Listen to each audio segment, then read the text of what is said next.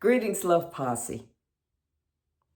Before we get into today's conversation, let me just say that this conversation is inspired by all of the conversations out there on YouTube about groups mixing, races, which I've said over and over again, race is a construct. We are all the same kind. We are all part of the human race. So I'm going to speak from a 3D perspective, from the 3D narrative that we are these races. And I want to respond to the many opinions out there that we should all stick to our own kind.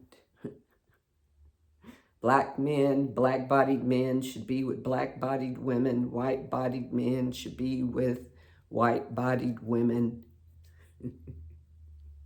I've been seeing it all over YouTube. You know, you're going to fuck around and find out. Oh, he fucked around and found out. Black man with white woman who gets killed. You know, the white woman or the black-bodied woman who was killed by her white-bodied husband. You know, they fucked around and found out all this stuff. So I want to share my perspective. Today's conversation. White-bodied men are an energetic match for black-bodied women. Or another way, black-bodied men are an energetic match for white-bodied women. Why do I say this? Let's first look at some similarities between white-bodied men, black-bodied women, black-bodied men, and white-bodied women. Let's start with black-bodied men and white-bodied women. They share the same, they meaning black-bodied men, white-bodied women, share the same energetic frequency of victimhood. Historically speaking, both black men and white women can be called or said to possess a victim energy that's encoded on their cellular memory. Black-bodied men and white-bodied women both speak from a place of we're the victims here.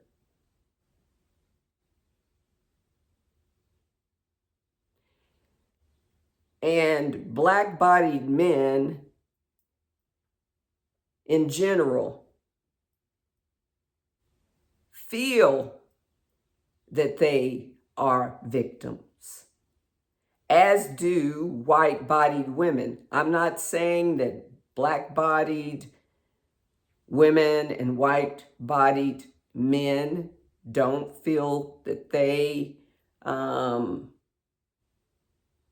go through challenges because of their specific avatar. I'm saying that generally speaking, black-bodied men and white-bodied women appear in the world as victims. are stereotyped as victims.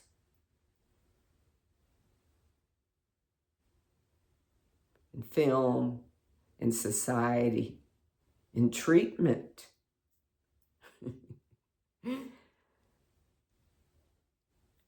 Black-bodied men, ancestors, our ancestors, after slavery, after the Emancipation Proclamation, it was difficult for them to go out in the world and get jobs because white-bodied men were threatened by their power, by their strength, by their melanin, because melanin is powerful. So black-bodied men were more suppressed than black-bodied women. Black-bodied women were allowed to work in the homes of white families. Black-bodied men couldn't work at the same level that black-bodied women were allowed to because, one, the white man's gaze and the way they saw the black-bodied woman as a sexual object, exotic, but not threatening. So sexually, but not threatening. It was the black-bodied man that was threatening. And because of this, the black-bodied woman, able to work, able to receive and create opportunities, financial opportunities, where the black-bodied man couldn't, was the financial backbone, provider of the black family, of the community, the black community. And to a man, the black-bodied man in particular, but most men, there comes with not being able to provide and having the female rise up, be the provider, be the backbone of the family and the community. There's some schisms,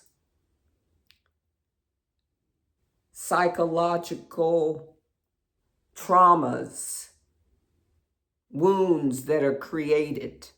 Self-esteem, not enough, victim. I'm the victim here.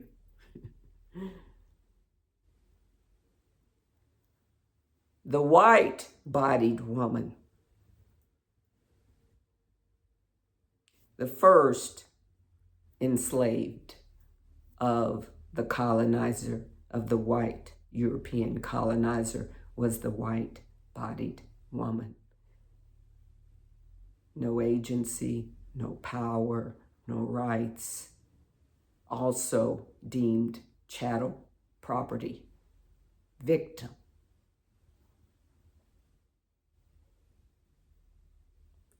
Didn't have agency over her body, over her money. Her grandfather, dad, brothers, husbands, sons were her guardians, so to speak, her chaperones, her lord and masters. Victim. Black-bodied men, victim.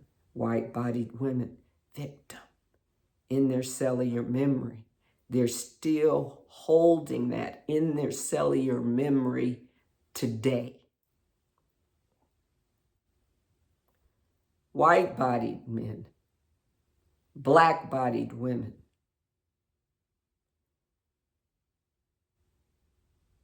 have a different energetic frequency that's more compatible to each other. I've just explained how the black-bodied woman is able to move, navigate in society financially after slavery and continue to build, educate herself, redefine herself, able to get in more spaces, more opportunities, because she wasn't seen as threatening. She was seen as exotic and sexual and non-threatening to the colonizer, the one with the power, with the money, the education. And for 400 years, the black-bodied woman has continued to elevate herself. And now today, in 2026, still the most educated group in the United States is the black-bodied woman. Black-bodied woman has agency over herself. Black-bodied woman has education, financial means, power, presence, a voice, a respected voice, a go-to voice.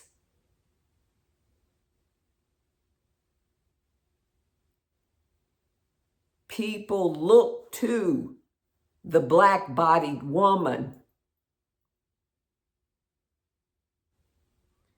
for her strength. And I say that lightly because that was a trope, right? The black-bodied woman, the strong black woman trope.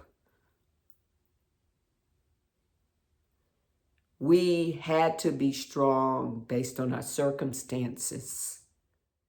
Black-bodied men not able to receive the same economic opportunities, employment opportunities, stripped from the black family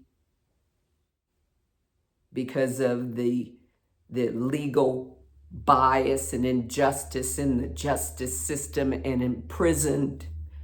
So because of these circumstances, the black-bodied woman had to step up,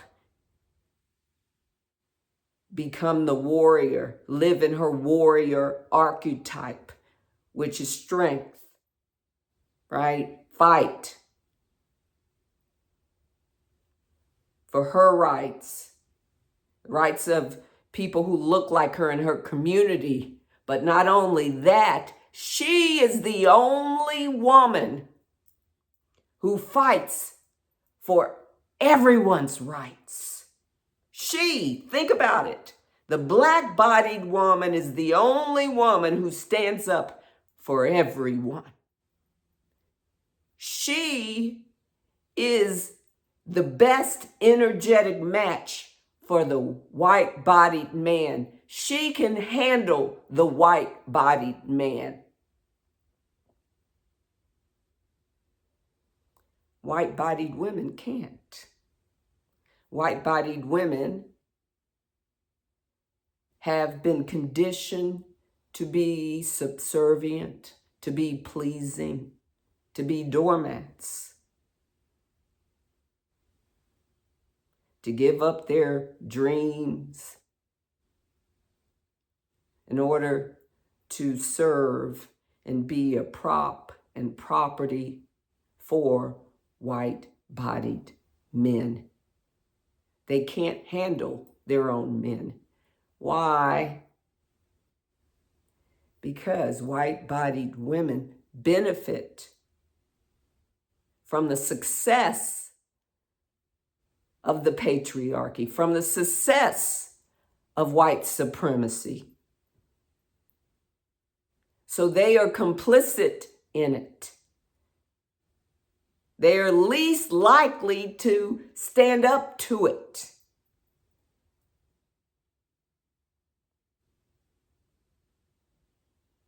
But not the black-bodied woman. And again, I'm speaking in generalities. But we see it. It's not like the evidence isn't there.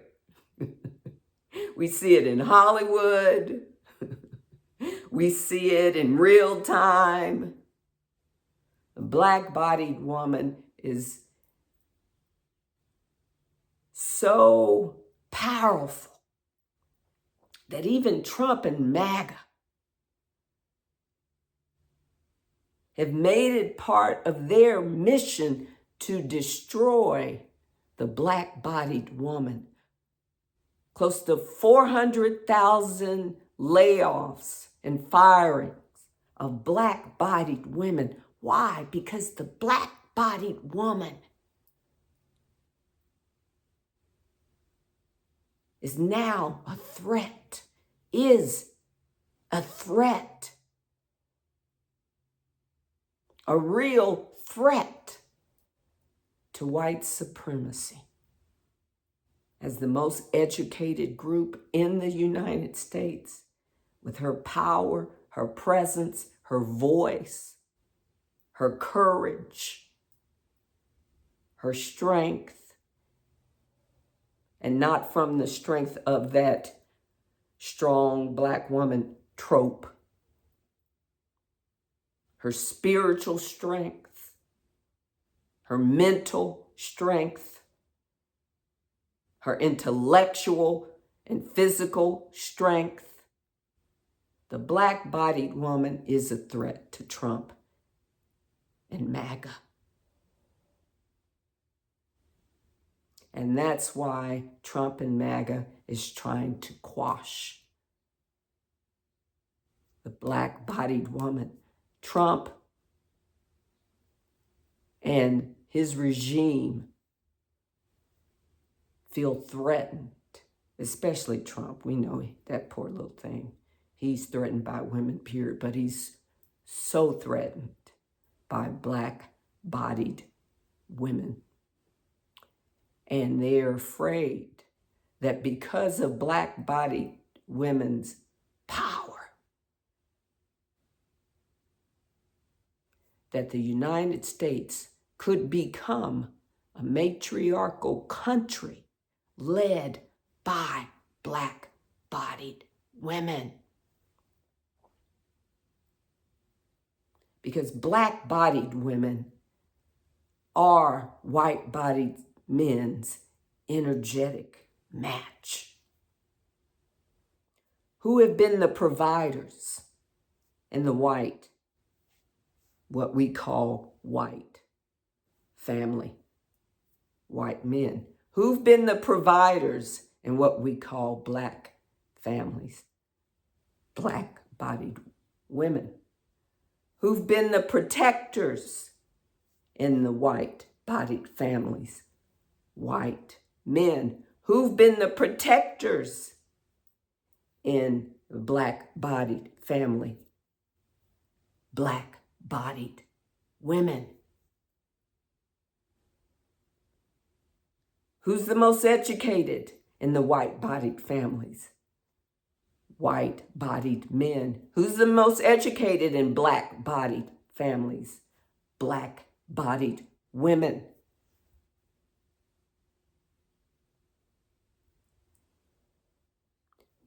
Who does not benefit from the success of patriarchy and therefore could destroy it? Black-bodied women.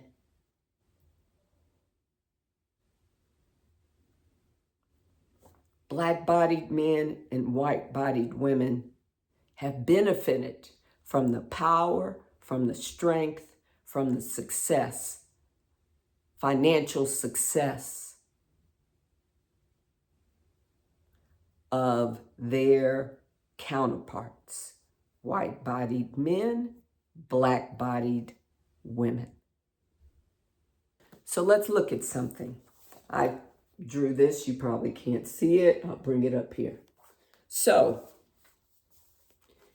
1% of black-bodied men, educated, financially stable, 1%. And this is just me using my own mind, my opinion. 1% of black-bodied men, okay, up here. And within that 1%,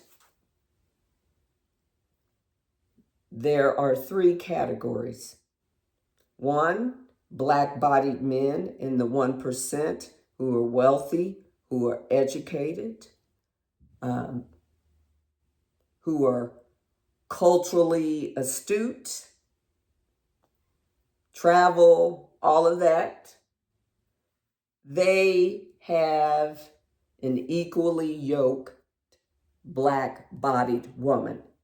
Perfect example, former President Obama and First Lady Michelle Obama. Angela Bassett and her husband. Denzel Washington, his wife. Black-bodied men married to equally yoked black-bodied women.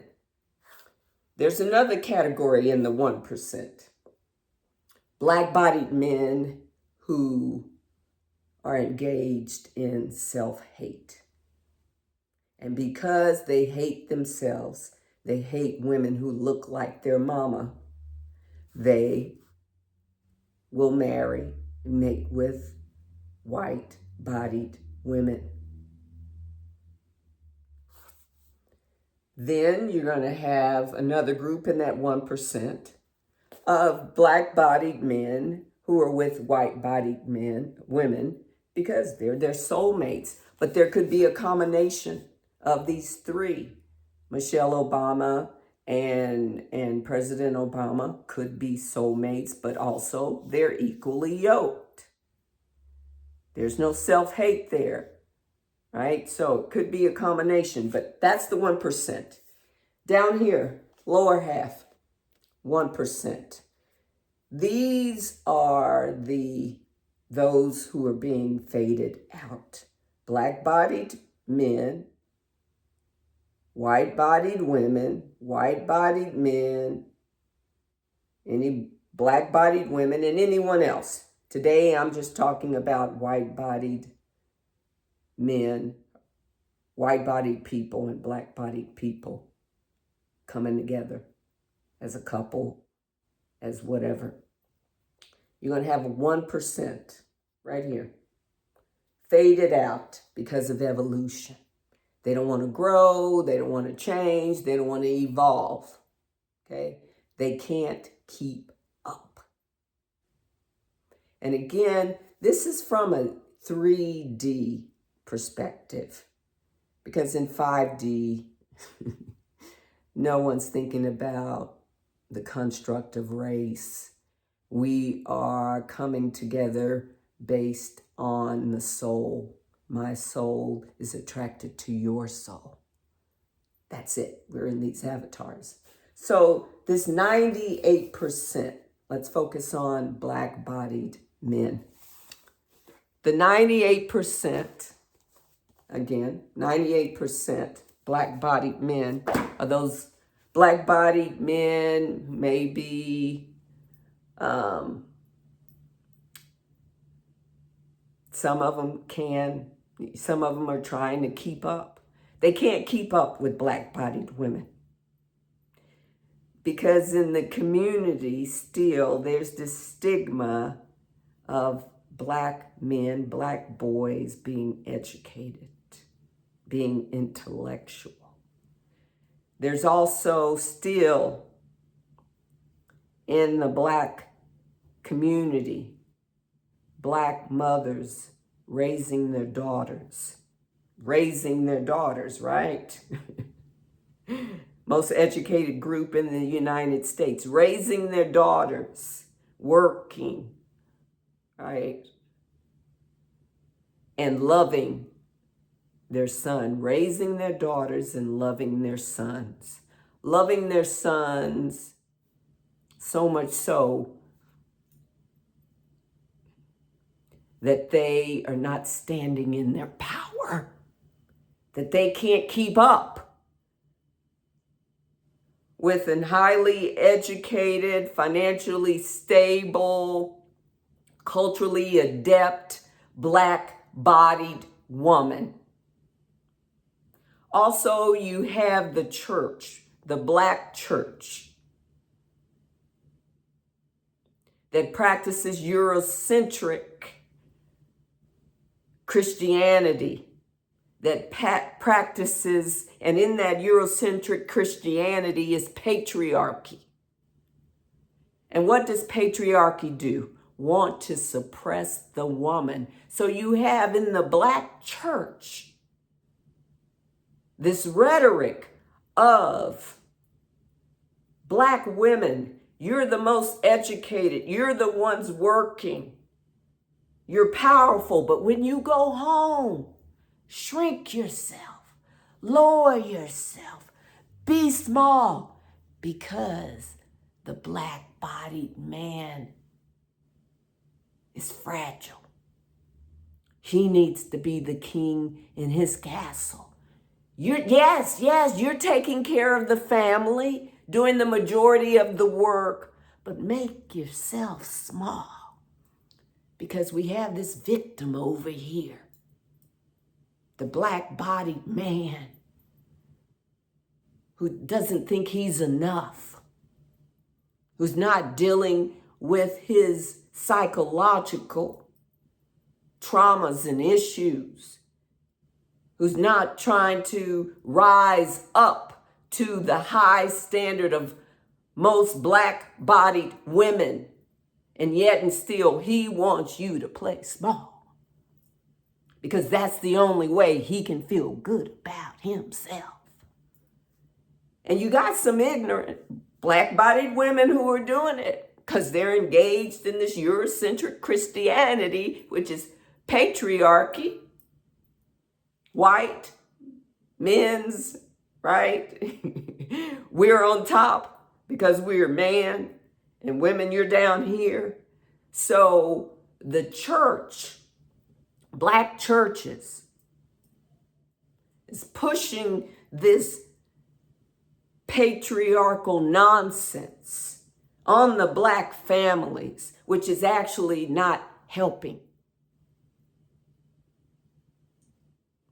It is condoning and condoning the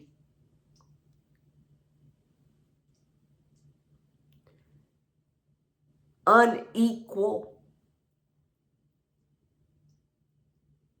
level between Black-bodied men and Black-bodied women. It's condoning the suppression of Black-bodied women. That's what the Black churches are doing. It's telling it's telling Black-bodied men, you don't have to do better. She needs to lower herself, right?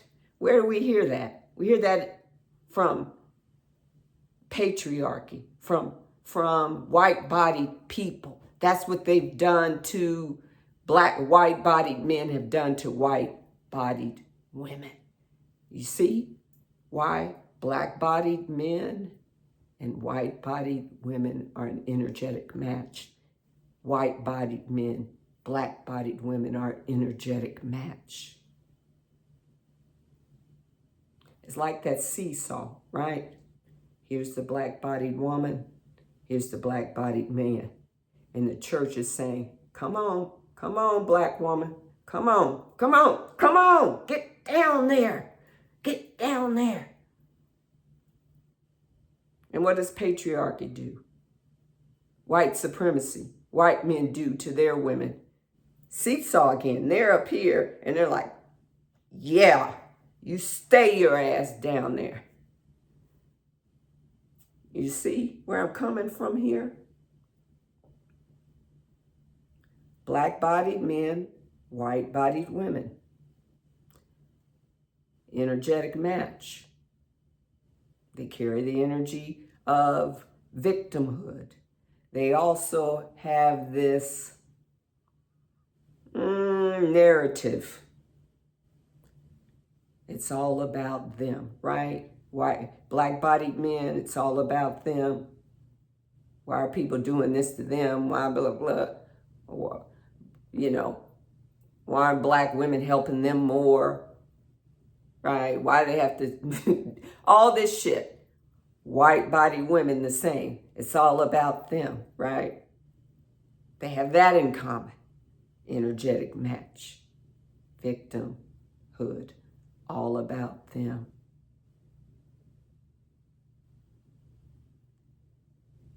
Protected by their counterparts. Financially taken care of by their counterparts. The ultimate match.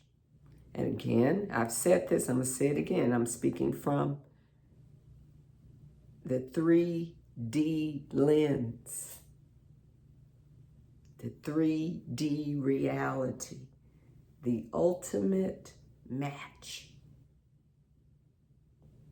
is white-bodied men, black-bodied women. That's the power match. That's the power couple, especially in this 98%. I've already explained this lower 1% here. These people are being faded out.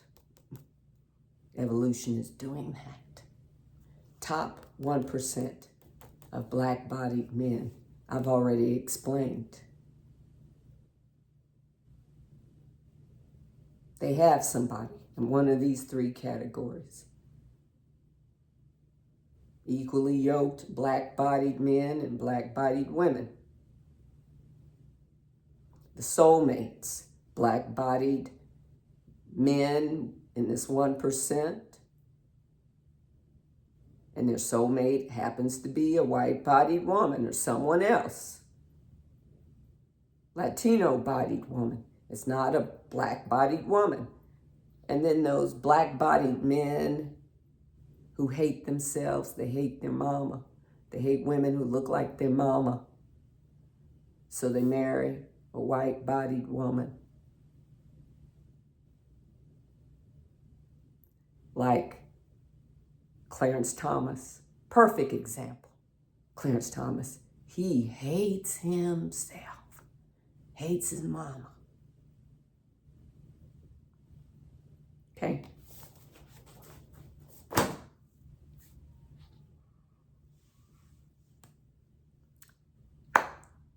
It's so hilarious. Every time I see these videos with either black-bodied people or white-bodied people talk about sticking to your own kind and blah, blah, blah, and I'm thinking, if black women continue to shrink themselves, make themselves small, continue to date and marry black-bodied men out of guilt or shame, obligation,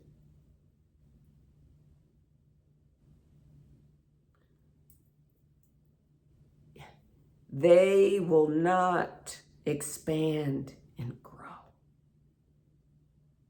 because they will always be carrying a weight, because these men cannot, black-bodied men cannot keep up. They're not pulling their own weight.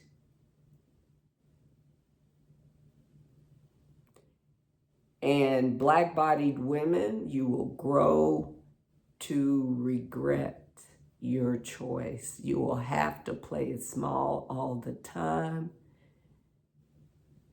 And especially if you still go into those black churches that tell you to play it small in the home. And my thing is, if you believe in a God or whatever you believe in, how do you reason that this God, which I don't believe in, God is a character in a book. I believe in the Creator.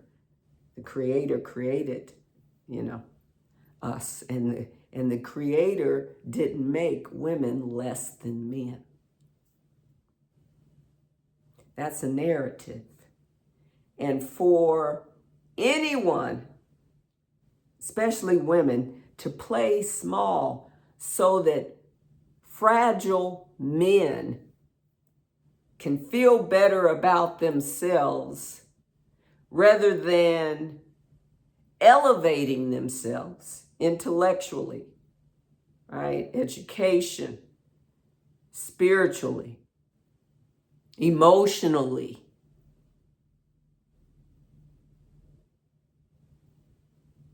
Psychologically.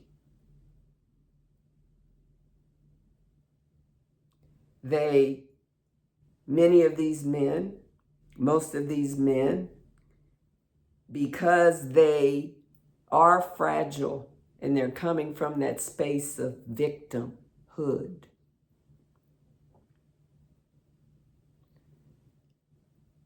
they will only continue to bring black-bodied women down.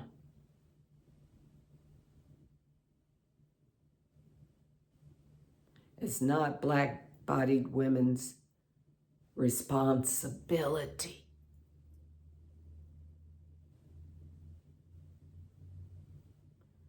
to play it small so that black-bodied men can feel better about themselves. It's black-bodied men's responsibility to meet the black-bodied woman if she will have you at her higher level. She's at a higher level. Rise up to the occasion. But as it stands, I'm of the opinion that white-bodied men are an energetic match for black-bodied women. Black-bodied men are an energetic match for white-bodied women. Misery loves company. Black-bodied men, white-bodied women. Excellence only gets better. Black-bodied women can handle white-bodied men. They can use they can help white-bodied men emotionally and psychologically to get in tune with their emotions, to quash that brutality that's within white-bodied men. Only a black-bodied woman can do that. And I say that because if a white-bodied woman could do it, if she had the mental strength, the courage, the heart,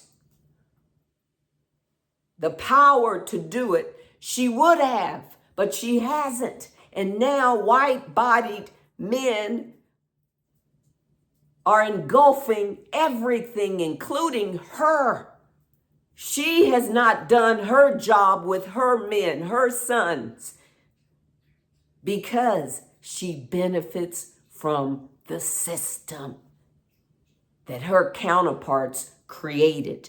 And the only women who can quash that system. And real white-bodied men in are black-bodied women. So there you have it. White-bodied men are an energetic match for black-bodied women. Black-bodied men are an energetic match for white-bodied women. Think about it. Trump and the MAGA are threatened by black-bodied women. They are so scared that this country, United States, will become more matriarchal and led by black-bodied women. And it could happen. Look at what's happening now. The Divine Mother, the universe, has a sense of humor. And there is a reality out there, maybe more than one, where black-bodied women are in charge.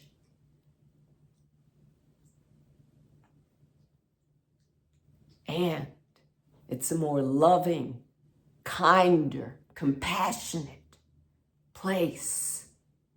Because again, black-bodied women are the only women, and I say this with certainty, black-bodied women are the only women,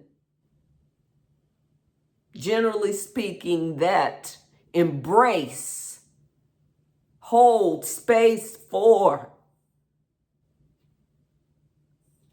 and in their heart, all people. Stand up for all people. And that's why some white-bodied women are telling their children, if you get lost or something happens, find a black-bodied woman. And that's why white, wealthy families hired and still hire to this day black-bodied women as nannies for their children. That's why wealthy, white-bodied families hire black-bodied women to care for their sick and elderly.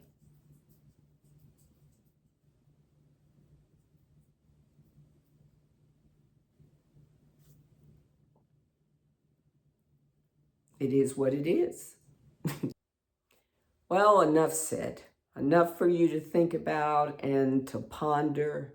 I hope you stop saying this backward shit about race mixing and we should stick to our own kind. We are our own kind. We're all part of the human race. Maybe one day 3D will get that. It is my opinion that the best energetic match for white-bodied men are black-bodied women, and the best energetic match for black-bodied men are white-bodied women. Something for you to think about. My thoughts about coupling. No, I haven't forgotten about other groups. A white-bodied man is always going to choose, from all groups of women.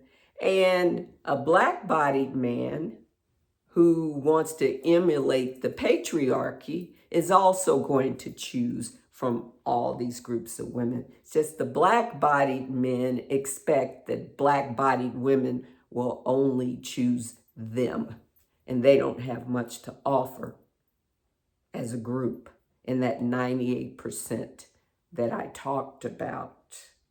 They want it their way because they're trying to emulate the patriarchy, and they want black-bodied women either to be with them as they are, not wanting to grow and expand and elevate, or be alone and single. And if that's Black-bodied women's choice, that's your choice. I just want to share my opinion about all this BS about race mixing. We're all one race, the human race. We're all the same kind, right? The soul, spirit kind. Okay, Love Posse. Thank you for your time. Peace and love to and for all sentient beings.